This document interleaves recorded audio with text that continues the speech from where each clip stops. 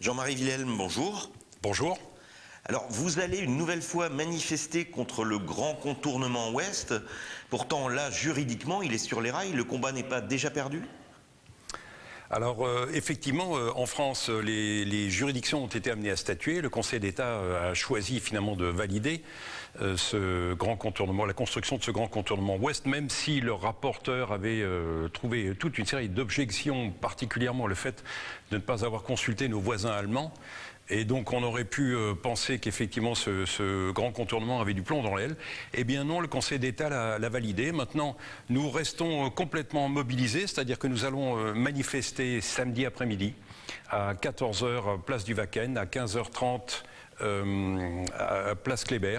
Nous allons manifester avec en particulier des associations allemandes. Nous allons manifester aussi avec la mobilisation de Strasbourg, parce que Strasbourg a clairement fait savoir il y a des mois déjà par l'intermédiaire de son maire que la ville était contre la construction du grand contournement ouest, tout comme Jacques Bigot, président de la CUS, a fait savoir que lui aussi était contre.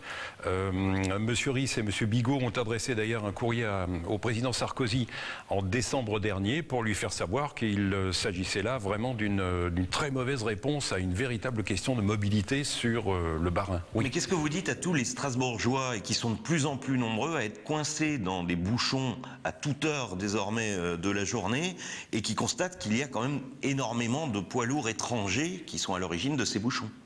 Alors, ce que vous dites est une réalité que nous constatons tous, et souvent le matin et le soir. Il se trouve que ces bouchons sont le résultat d'une part d'un accroissement du trafic de poids lourds, vous l'avez relevé, puisque les poids lourds allemands maintenant circulent en France pour éviter la LKW Maut. Et puis il y a aussi ce qu'on appelle couramment l'autosolisme, c'est-à-dire le fait que des gens se déplacent en voiture pour aller à leur travail le matin et rentrer le soir. Ce sont des déplacements pendulaires, et le gros problème, c'est que dans notre région et dans le département autour de Strasbourg, on ne s'est pas préoccupé au cours de ces dernières dizaines d'années, on ne s'est pas préoccupé du tout de cette mobilité-là, qui est une mobilité pendulaire et qui pourrait très bien trouver sa solution par du tram, plus de tram-train, enfin du tram-train, des transports propres, le vélo aussi par exemple, voilà. Le TER a un succès que l'on connaît, il est magnifique. Le tram a un succès aussi tout aussi magnifique. Eh bien, nous avons besoin de plus de trams, de Gresswiller jusqu'à Rastatt, de Trüchtersheim jusqu'à Kehl. Nous avons besoin de plus de trams, et du coup, les routes et l'autoroute en particulier, l'autoroute urbaine sera déchargée.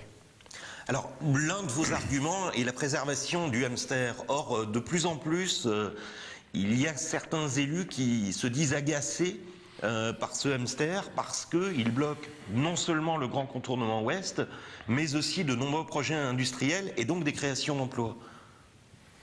Oui, vous savez, le hamster est une espèce qui pour nous est emblématique. Pourquoi? Parce que le hamster et moi, nous nous tenons par la main en quelque sorte. Si on n'a pas de respect pour la vie du hamster, mais du crapaud vert non plus, et de beaucoup d'autres espèces en Alsace, et si on envisage très simplement sa destruction, son éradication, eh bien c'est que l'on n'a pas non plus beaucoup de soucis concernant ma santé, enfin celle de tous les Alsaciens et celle des Strasbourgeois en particulier. La pollution est déjà très importante au-dessus de nos têtes, et nous respirons cette pollution. En d'autres termes, l'humanité est dans ce coin-là de la planète, l'humanité se nourrit déjà de sa propre pollution et de ses propres déchets.